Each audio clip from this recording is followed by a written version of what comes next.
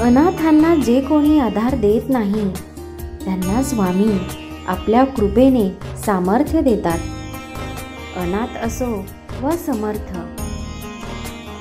स्वामींचा आधार ज्याला मिळतो तो कधीही एकटा राहत नाही. भक्तांनो, जगात कोणी कोणासोबत कायमचं राहतं का? आई वडील असतात पण कधी काळाच्या प्रवाहात ते सोडून जातात.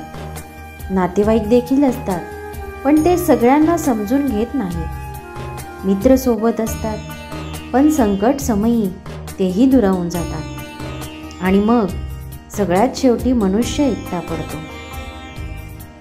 स्वतःला अनाथ समजतो, पण लक्षात ठेवा, खरा अनाथ कुणीच नाही. कारण या सृष्टीत एक असा देव आहे जो नेहमी आपल्या सोबत असतो. तो म्हणजे अक्कलकोटचे श्री स्वामी समर्थ. स्वामींनीच सांगितले आहे, अनाथांचा नाथ मी आहे. भक्ताला जेव्हा असं वाटतं की आता कोणी नाही, तेव्हा स्वामींचा हात आपल्याला अलगद स्पर्श करून जातो. तो स्पर्श म्हणजे एक आश्वासन, मी आहे, चिंता करू नकोस. स्वामींच्या चरणी शरण गेलेला भक्त हा कधीही एकटा राहत नाही. ते आई वडिलांच्या मायेप्रमाणे जवळ घेतात, गुरुप्रमाणे मार्गदर्शन करतात आणि मित्राप्रमाणे हसवतात देखील. आणि देवांप्रमाणे नेहमी संकटापासून ते सदैव रक्षण करतात. अनाथ असो व समर्थ, श्री स्वामी समर्थ महाराज सगळ्यांचेच आहेत. ते दुःख दूर करून सुखाचा मार्ग दाखवतात. अश्रू पुसून डोळ्यात एक नवी तेज आणत असतात. म्हणूनच प्रत्येक भक्त जेव्हा हाक मारतो, स्वामी समर्थ, तुम्हीच आमचे नाथ आहात, तुम्हीच आमचे आधार आहात. आपल्या स्वामी माऊलींना कुणीही अनाथ नाही.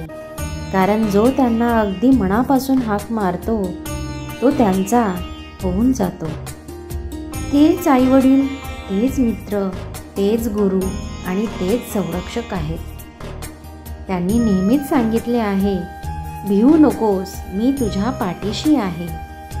ही वाक्येच त्यांच्या अनाथ भक्तांसाठी जीवनाची शक्ती ठरतात. आणि म्हणूनच कदाचित लोक त्यांना अनाथांचा देव असेही म्हणतात. ज्यांना कोणी नाही त्यांना पाठीमागे आपली स्वामी माऊली ही कायम उभी असते.